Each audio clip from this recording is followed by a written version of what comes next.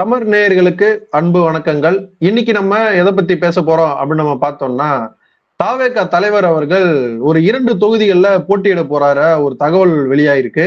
அது என்னென்ன தொகுதி, அந்த தொகுதியோட பின்னணிகள் என்னென்ன அப்படின்னு சொல்லிட்டு தான் நாம இன்னைக்கு பேச போறோம். நம்ம கூட இணைஞ்சிருப்பவர் திரு ஊடகவியலாளர் விஷ்ணு அவர்கள். வணக்கம் விஷ்ணு. வணக்கம், அனைவருக்கும் வணக்கம். இப்போ தமிழ்நாட்டுல மீண்டும் 2 தொகுதியில போட்டி போடக்கூடிய ஒரு தலைவர் வந்திருக்கிறார் அப்படின்னு எடுத்துக்கலாமா? ஆமா, வந்துட்டார்ல. என்னென்ன தொகுதி, முதல்ல என்னென்ன தொகுதிங்கிறத விட ஏன் 2 தொகுதியில போட்டி போடுறார் விஜய்? தமிழக அரசியல்ல விஜய் இப்பதான் புதுசா என்ட்ரி கொடுக்குறாரு. என்ட்ரி கொடுக்குறாரு. என்ட்ரி கொடுக்கும் போது இவரோட இமேஜ் ஒரு பக்கம் கிரியேட் ஆகணும், இன்னொன்னு இவரோட பார்ட்டி ஒரு சைடு ஃப்ரேம் ஆகணும். இதுக்காக தான் இந்த 2 தொகுதிகள்ல விஜய் கையில் எடுத்திருக்கிறாருன்னு சொல்லிட்டு நமக்கு தோணுது. ஏன்னா ஒரு பக்கம் விஜயோட செல்வாக்கு, ஒரு தொகுதி எடுத்துட்டாருன்னா விஜயோட செல்வாக்கு எவ்வளவு இருக்குன்னு சொல்லிட்டு நம்ம காட்டலாம். இன்னொன்னு, நம்ம பார்ட்டி பில்ட் ஆகும், நம்ம பார்ட்டி ஃப்ரேம் ஆகும், அதுக்கான வேலைகளை இன்னொரு தொகுதியில பண்ணலாம் அப்படின்னு ஒரு சேஃப் ஒரு மூவா தான் இதை நம்ம பார்க்கணும். ஒரு தொகுதி இல்லைனாலும் ஒரு தொகுதி அந்த மாதிரி இருக்கிறதா பார்க்கணும். ஏன்னா விஜய் இப்பதான் புது கட்சி தொடங்குறதுனால விஜய் இந்த மாதிரி ஒரு மூவ் எடுத்திருக்காரோ அப்படின்னு ஒரு செய்தி வெளியாகுது. இல்ல, இந்தியாவின் முதன்மை அரசியல் கட்சியான காங்கிரஸ், அதனுடைய முக்கிய முகமான ராகுல் காந்தி அவரு கடந்த முறை 2 தொகுதிகள்ல போட்டி போடுறாரு. ஏன் இதெல்லாம் இவங்க பண்றாங்க அப்படின்னா, இவ்வளவு பெரிய மாஸ் அப்பீல் இருக்கக்கூடிய லெஜெண்டா இருக்கக்கூடிய தலைவர்கள் களத்துக்கு தோத்து போயிட்டாங்க அப்படின்னா அது அவங்களோட லைஃப்ல அது பெரிய ரிமார்க்கா மாறி, அதை தவிர்க்கிறதுக்காக இந்த மாதிரி நியூஸ வழக்கமா தலைவர்கள் கையாளுவது வழக்கம். இப்ப ராகுல் காந்தி கையாளுறாரு அப்படின்னா அது அவருக்கான சேஃப் அண்ட் ஸ்ட்ராட்டஜி மூவா தான் அவங்க அதை பண்றாங்க காங்கிரஸ்ல இருந்து. இப்போ இது யாரு பண்ணாலும், ராகுல் காந்தியா இருந்தாலும் சரி, விஜயா இருந்தாலும் சரி, யார் பண்ணாலும் 2 தடவை எலெக்ஷன்ல ஓட்டு போட வேண்டிய தேவை அந்த தொகுதி மக்களுக்கு ஏற்படும். ஏன்னா இவங்க ஜெயிச்சோடனே எப்படியும் ஒரு இதை ரிசைன் பண்ணி தான் ஆகும்.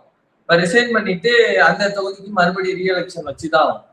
அப்ப நாட்டை காப்பாற்ற போறேன், மக்களை காப்பாற்ற போறேன், நான் யாரு தெரியுமா, மக்களுக்காக வந்தேன் தெரியுமா அப்படின்னு சொல்றவங்க ஏன் மறுபடி மக்கள் பணம் அவ்வளவு ஈஸியா இருக்கா அப்படின்றது தெரியல. நம்ம அரசியலமைப்புல இதற்கான இடம் இருக்குன்னாலும் தார்மீகமா அதை யோசிக்க வேண்டாமா? தன்னுடைய, அதாவது நம்ம கிரிக்கெட்ல சொல்லுவோம்ல, சில பேர் இன்னிங்ஸ் அவங்க செஞ்சுரி அடிக்கணுங்கிறத நோக்கி தான் போகும், டீம் ஜெயிக்கணுமா அப்படிங்கிறத நோக்கி போகாது.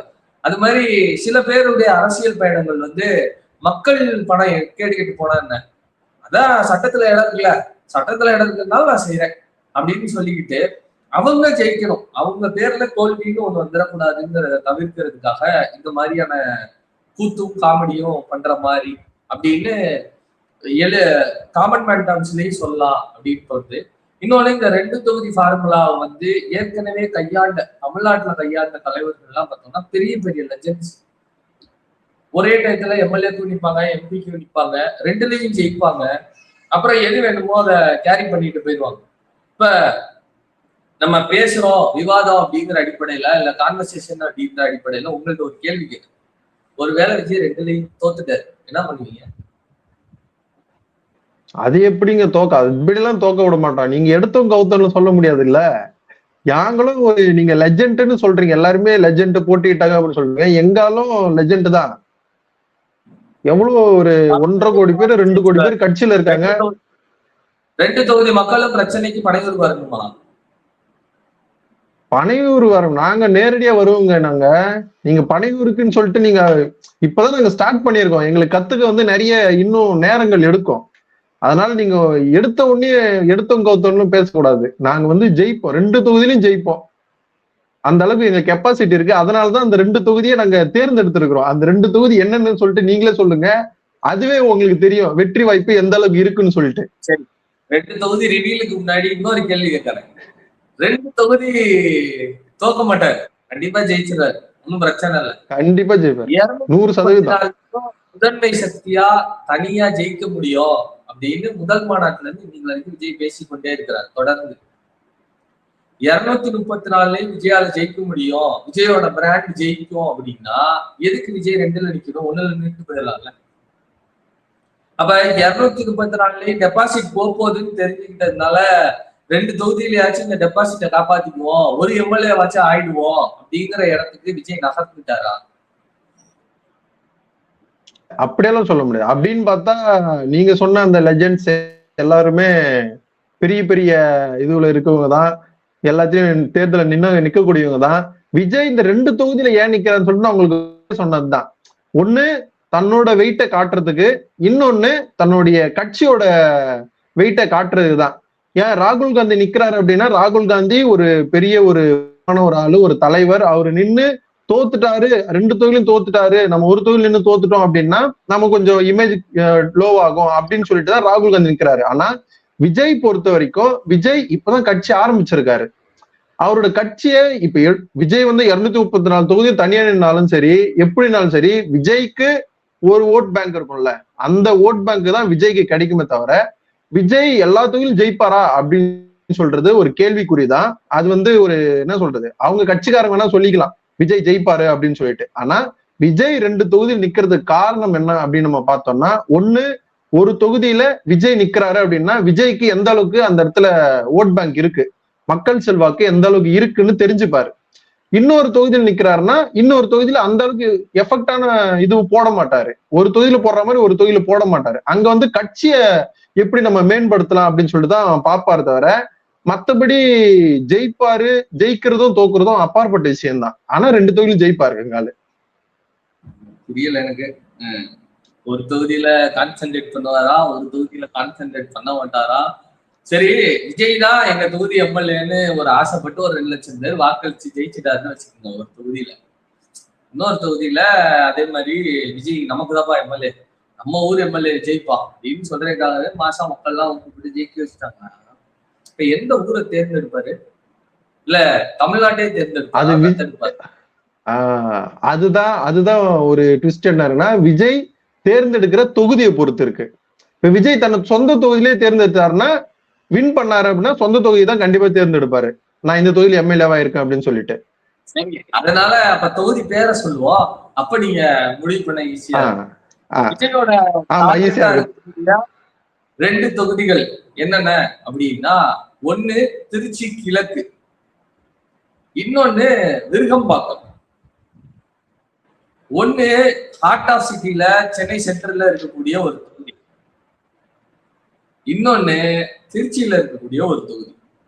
முதல்ல விருகம்பாக்கத்தை பத்தி பேசுவோம். இந்த விருகம்பாக்கம் தொகுதி விஜய்க்கான வாய்ப்புகள் என்னென்ன இருக்கு அப்படின்னா, சென்னைக்கு நடுவுல இருக்கு. சென்னையின் திமுகவை பொறுத்தவரை 2 மாவட்ட செயலாளர்கள் மெயினா இருக்கிறாங்க. அதிமுக விருகம்பாக்கம் ரவின்னு ஒருத்தவர் இருக்கிறார். சோ இவங்க 3 பேரை தாண்டி, அதாவது மாசு, சேகர் பாபு, இவங்க ஏடிஎம்கே சைட்ல இருந்து இருக்கக்கூடியவங்க, இவங்க 3 பேரையும் தாண்டி விருகம்பாக்கத்துல விஜயால் வெற்றி பெற முடியுமா அப்படிங்கிறது மெயினான கேள்வி. அந்த கேள்விக்கான டீடைல் அனாலிசிஸ் என்ன அப்படின்னா, ஏற்கனவே விருகம்பாக்கம் அப்படிங்கிற இந்த பகுதியில தான் விஜயகாந்த் அவர்களுடைய வீடு இருக்கு. விஜய் சம்பந்தப்பட்ட பல விஷயங்கள் அங்க இருக்கு. விஜய்க்கான ஹோம் டவுன், ஹோம் ஏரியா, ஏன்னா விஜயகாந்த் வீடு பக்கத்து வீடு தான் விஜய் வீடு. சோ அந்த சென்டிமெண்ட் அடிப்படையில, விவி சென்டிமெண்ட் அடிப்படையில விஜய், வெற்றி கழகம், விக்கிரவாண்டி, விசில், இது எல்லாத்தின் அடிப்படையில விருகம்பாக்கம் ஒரு சாய்ஸ். ஆனா அவ்வளவு ஈஸியா ஸ்டாலின் வந்து திமுகவின் கோட்டையான சென்னைக்குள்ள ஹார்ட் ஆஃப் சிட்டில வாங்க தம்பி விஜய் வாங்க, உங்களுக்காகத்தான் விருகம்பாக்கம் எம்எல்ஏ சீட்டு வந்து அமெரிக்க நாற்காலியிலன்னு சொல்ல போறது கிடையாது. கான்டெஸ்ட் ரொம்ப ரொம்ப ரொம்ப ரொம்ப டஃபா இருக்கு. இன்னொன்னு, ஒரு எக்ஸாம்பிளுக்கு விருகம்பாக்கம் தொகுதி பரப்புரைக்கு விஜய் போறாரு அப்படின்னா, பனையூர்ல இருந்து விருகம்பாக்கம் வர்ற வழி பூரா அவங்க ரசிகர்களே சொல்ற மாதிரி அப்ப மிகப்பெரிய கூட்டமும் நெரிசலும் கேஆஸும் ஏற்படும். அப்ப இதுக்கு மத்தியில எப்படி முதல்ல விருகம்பாக்கத்துக்குள்ள பரப்புரைக்கு வருவாரு விஜய், இல்ல பரப்புரைக்கு வராமே ஜெயிச்சிருவாரா அப்படிங்கிற கேள்வி எல்லாம் இருக்கு. 2வது தொகுதிக்கு போறதுக்கு முன்னாடி இந்த விருகம்பாக்கத்தை பத்தி உங்களுக்கு கேஷுவலா என்ன தோணுது? விருகம்பாக்கம் அதான் மொத்தமா நீங்களே சொல்லிட்டீங்க. விருகம்பாக்கத்துல விஜய்க்கு எந்த அளவுக்கு ரிலேட்டடா இருக்கும் அப்படின்னு சொல்லிட்டு நீங்க சொன்னது மாதிரிதான்.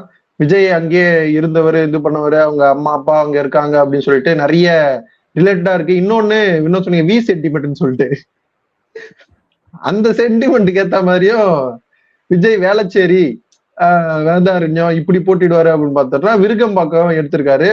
விஜய் விருகம்பாக்கம் எடுக்கிறாரு அப்படின்னா சென்னை மத்திய சிட்டி, ஐடி பீப்புள்ஸ் நிறைய பேர் இருக்காங்க, யங்ஸ்டர் நிறைய பேர் இருக்காங்க. நம்ம அங்க போட்டியிட்டோம் அப்படின்னா மீடியா வந்து நம்ம ஈஸியா கவர் பண்ணும். ஏன்னா சென்னை அப்படின்றதால மீடியா வந்து ஈஸியா கவர் பண்ணும். அதனால விஜய் வந்து விருகம்பாக்கம் தொகுதி தேர்ந்தெடுக்கலாம். விஜய் கட்சி தேசிய செய்தி தொடர்பாளர் மாதிரி பேசாதீங்க. விஜய் எங்க நின்னாலும் நாங்க கவர் பண்ணுவோம். விஜய் கன்னியாகுமரியில கடைசியில ஒரு தொகுதியில இருந்தா கவர் பண்ண மாட்டோமா? இல்லையா? புரியலையா? நீங்க போய் உங்களுக்கு நாங்க கஷ்டம் கொடுக்க மாட்டோங்க. சென்னை நின்னா எல்லாருமே வந்துருவீங்கல்ல, அதுவும் சொல்றேன். கரூர்ல நேஷனல் மீடியால இருந்து யாருமே வரலையா?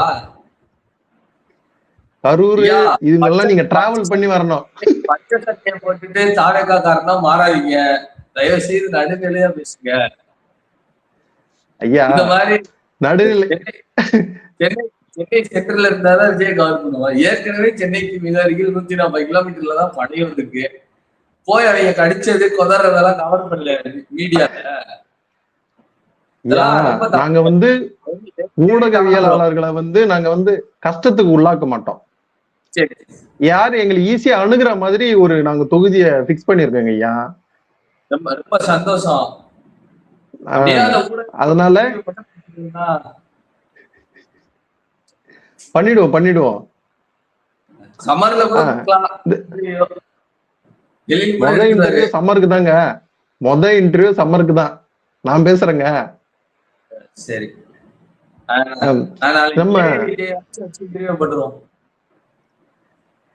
இது ஒரு பக்கம் இருக்கிற நிலையில நீங்க சொன்ன மாதிரி திமுக வந்து ஒரு அறிவாலய வட்டாரங்கள் என்ன சொல்லுதுன்னா, விஜய் எங்க நின்னாலும் நாங்க விஜய் எதிர்த்து நிப்போம்.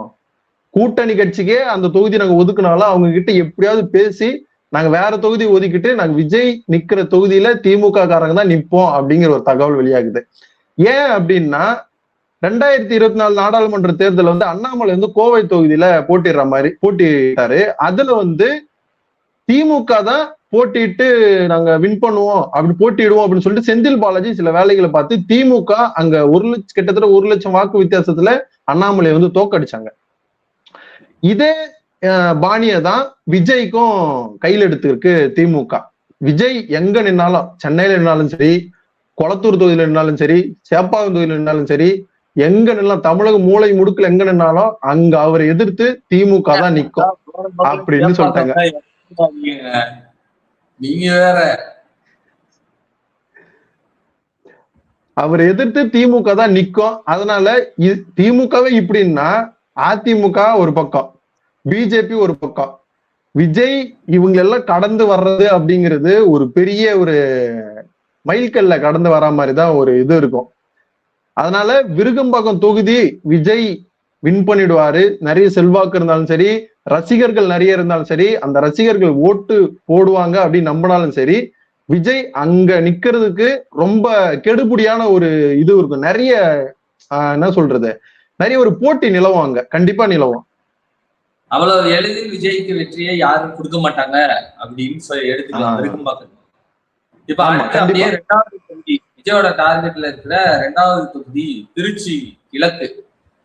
திருச்சி கிழக்கை ஏன் செலக்ட் பண்ணியிருக்கிறாரு விஜய் அப்படின்னா, அதுக்கு முன்னாடி ஒரு சின்ன ரீகேப் போறோம் அப்படின்னா, கமலுடைய முதல் தேர்வாக இல்ல கமல் போட்டியிட்ட தொகுதி அப்படிங்கிறது கோயம்புத்தூர் சவுத். அது ஏன் செலக்ட் பண்ணாரு அப்படின்னா, அதிகமான பிஜேபி இன்ஃபுளுன்ஸ் உள்ள இருக்கு, அவன் கோட்டைக்குள்ளேயே போய் நான் அவனை சரிச்சு காட்டுறேன் அப்படின்னு சொல்லிதான் போய் போட்டிக்கிட்டு கடைசியில எப்படி கமல் வீழ்த்தப்பட்டார் அப்படின்றது நாடறிந்த செய்தி. அதனால அந்த டாபிக்கை விட்டுருவோம். ஆனா அவர் செலக்ட் பண்ண தொகுதியில கூட ஒரு பேசிக் ரீசனிங் இருந்துச்சு. நான் இவங்களை எதிர்க்கிறேன், நான் இதை காட்டணும் அப்படிங்கிற அந்த இன்டென்ட் வந்து தெரிஞ்சிச்சு. அப்படியே விஜய்க்கு அப்ளை பண்ணோம் அப்படின்னா, நான் யாரை வேணா எதிர்க்கிறேன்னு சொல்லுவேன், ஆனா நான் ஜெயிக்கணும், அந்த இன்டென்ட் தான் தெரியுது. திருச்சி கிழக்க அவர் செலக்ட் பண்ண காரணம், மெயினான காரணம் என்ன அப்படின்னா, அதிகப்படியான ரோமன் கேத்தலிக் ஓட்ஸ் இருக்கக்கூடிய ஒரு தொகுதி. ஆனா ஏற்கனவே தற்போது இருக்கக்கூடியவங்களும் அந்த பேக்ரவுண்ட்ல சேர்ந்தவங்க தான் எம்எல்ஏவா இருக்கிறாங்க திமுக. அந்த இடத்துக்கு போனோம் அப்படின்னா ஒட்டுமொத்த கிறிஸ்தவ மக்களின் பேராதரவோடு விஜய் வந்து எம்எல்ஏ ஆகிடலாம் அப்படிங்கிற ஒரு பெரிய கால்குலேஷனை போட்டு வச்சிருக்கிறாங்க. ஆனா இந்த கால்குலேஷன் அப்ளை ஆகணும் அப்படின்னா இங்க வந்து இப்ப நீங்க பட்டியலிட்ட இத்தனை பேர் இருக்காங்களே, இவங்க எல்லாரையும் சேர்த்து அங்க ஒரே ஒரு ஆள் இருக்கிறாப்ல, அவர் பேர் KN நேரு. அவரை மீறி, அவரை தாண்டி விஜய் வந்து திருச்சிக்குள்ள கால் எடுத்து வைப்பதோ, அதாவது அரசியல் ரீதியா கால் பதிப்பதோ, வெற்றி பெறுவதோ, ஆளுமையா தன்னை காட்டிக் கொள்வதோ அப்படிங்கிறது மிகப்பெரிய மிகப்பெரிய டஃபஸ்ட் கால். என்ன அப்படின்னா, திண்டுக்கல்ல விஜயால போட்டி போட்டு ஜெயிக்க முடியுமா கேட்டா, திண்டுக்கல்ல இருக்க சின்ன புள்ள கூட சொல்லிடும். மற்ற டிஎம்கேல இருக்கக்கூடிய மற்ற தலைவர்கள் எல்லாரையும் தாண்டி திண்டுக்கல்ல இருக்கக்கூடிய ஐபி அவர்கள் வந்து 1 லட்சம் வாக்கு வித்தியாசத்துல ஜெயிக்கிறார். டிஃபரன்ஸ் 1 லட்சம் ஓட்டு. அப்ப அவரோட இன்ஃபுளுன்ஸ் அந்த ஏரியால எவ்வளவு பெருசுன்னு பாரு. அப்ப அது மாதிரி திருச்சியில வந்து நான் போட்டி போடுவேன் அப்படிங்கிறது அவருக்கு அடுத்து வருதா அப்படிங்கிற ரேஞ்சில அவ்வளோ ஒரு ஸ்ட்ராங்கஸ்ட் ஹோல்டர் KN நேரு வச்சிருக்கக்கூடிய இடம். அந்த இடத்துல விஜயால ஜெயிக்க முடியுமா அப்படிங்கிறது தான் $1 மில்லியன் கொஸ்டின். நீங்க எப்படி பாக்குறீங்க? இல்ல திருச்சி கிழக்குல சூரியனை மறைத்து கிழக்கில் உதிக்குமா வெற்றி கொடி அப்படின்னு நீங்க சொல்லுங்க. அது நான் தான் சொன்னேன், சென்னையிலே வந்து முடியலையா, இதுல போய் திருச்சியில எங்க இருந்து? சென்னையில இவ்வளவு இது இருக்கும்போது திருச்சியில வந்து திருச்சி வந்து அதான் KN நேரு அவர்களுடைய கோட்டை அப்படின்னு சொல்லக்கூடிய அந்த இடம். இன்னொரு பக்கம் அன்பில் மகேஷும் ஒரு பக்கம் இருக்காரு, அதையும் நம்ம பார்க்க வேண்டியதா இருக்கு. விஜய் அந்த தொகுதியை ஏன் தேர்ந்தெடுத்திருப்பாரு அப்படின்னு நமக்கு என்ன தோணுது அப்படின்னு நம்ம பார்த்தோம்னா, எல்லா அரசியல் கட்சிகளும் ஏதாவது ஒரு மாநாடோ இல்ல ஒரு பொதுக்கூட்டமோ அப்படின்னு முதல்ல ஆரம்பிக்கிறோம் அப்படின்னா திருச்சியை தான் தேர்ந்தெடுப்பாங்க. ஏன்னா தமிழ்நாட்டோட ஒரு மத்திய ஒரு பகுதியாக திருச்சி வந்து பார்க்கப்படுது. அங்க நம்ம என்ன பண்ணாலும் அந்த திருச்சியில என்ன பண்ணாலும் தமிழகம் முழுக்க தெரியக்கூடிய ஒரு விஷயமா அது மாறும் அப்படிங்கிற நினைச்சுதான் திருச்சிய விஜய் தேர்ந்தெடுத்திருப்பாரு. நான் முதல்ல சொன்னல, ஒண்ணு விஜய் வந்து தன்னோட ஸ்ட்ரென்த்தை காட்டுறதுக்காக ஒரு தொகுதியை தேர்ந்தெடுப்பாரு. இன்னொன்னு கட்சி வளரணும், கட்சி வந்து மேன்மேலும் இன்னும் கொஞ்சம் போகணும், எடுத்துட்டு போகணும் அப்படிங்கிறதுக்காக, கட்சியோட வளர்ச்சிக்காக விஜய் திருச்சியை தேர்ந்தெடுப்பாருன்னு தான் என்னுடைய பார்வையா இருக்கு. சரி, 2 தொகுதியில செலக்ட் பண்ணியிருக்கிறாரு. கமெண்ட்ஸ்ல தாவேக்கு ஆதரவாளர்களோ இல்ல மற்றவங்களோ இந்த வீடியோ பாக்குறவங்க விஜய் இந்த 2 தொகுதியிலையும் ஜெயிக்க முடியுமா, இல்ல ஜெயிப்பதற்கான அடிப்படை காரணங்கள் என்னென்ன, விஜய்ங்கிறதாப்பா காரணம் அப்படின்னா அதையாச்சும் வந்து கமெண்ட்ல சொல்லுங்க. அவர் விஜய்ங்கிறதுனாலே ஜெயிச்சிருவாரு அப்படின்னா கண்டிப்பா அந்த விஷயங்களை கமெண்ட்ல சொல்லுங்க. ஏன்னா இதோட 2 தொகுதியை முடிச்சுக்கலாமா? அபிஷியல் அனௌன்ஸ்மெண்ட் வந்து தொடர்ந்து பேசிக்கலாம். ஆமா, அபிஷியல் அனௌன்ஸ்மெண்ட் தொடர்ந்து பேசுவோம். விஜய்க்கு வந்து நம்ம கமெண்ட் பாக்ஸ்ல நம்ம சம்மர் நேயர்கள் யாராவது இருந்தீங்கன்னா சம்மர் வலையொலியில போயிட்டு விஜய்க்கு வந்து 2 தொகுதி போதுமா, இல்ல 2 சீட்டு வந்து விஜய்க்கு தேவையா, விஜய் 2 தொகுதியிலும் ஜெயிப்பாரா, இல்ல இந்த 2 தொகுதி விஜய்க்கும் விஜயுடைய கட்சிக்கும் எதிர்காலமா இந்த 2 தொகுதி தான் இருக்க போகுதா அப்படின்னு சொல்லிட்டு உங்களோட கருத்துக்களை கமெண்ட் பண்ணுங்க. மீண்டும் அடுத்த ஒரு சுவாரஸ்ய நிகழ்வுடன் உங்களை சந்திக்கும் வரையில் உங்களிடமிருந்து விடைபெறுவது நான் எழிலரசன்.